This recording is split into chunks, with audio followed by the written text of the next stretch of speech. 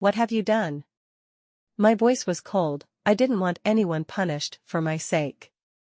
He turned to me with no emotion whatsoever on his face. Punishing the bastards who hurt you, he answered, grabbing my waist and kissing me.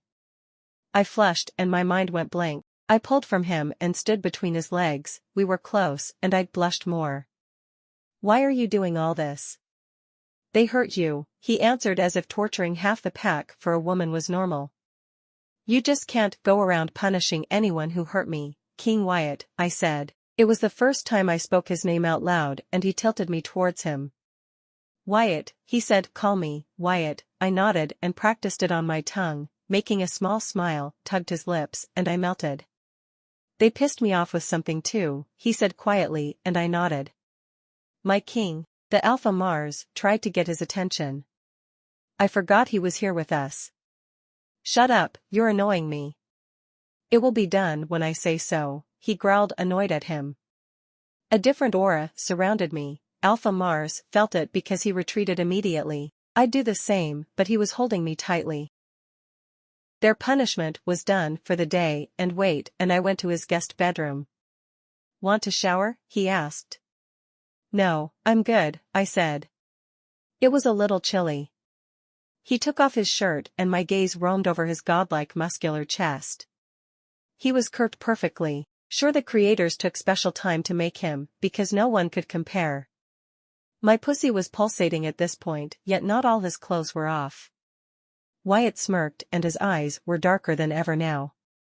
He smelled my arousal.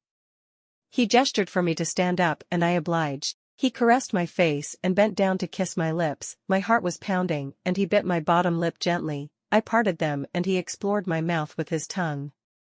The kiss was soft but intense. His hands were on my side, caressing softly. He pulled away from me and I felt so much emotion and passion. My face was burning red under his searing gaze.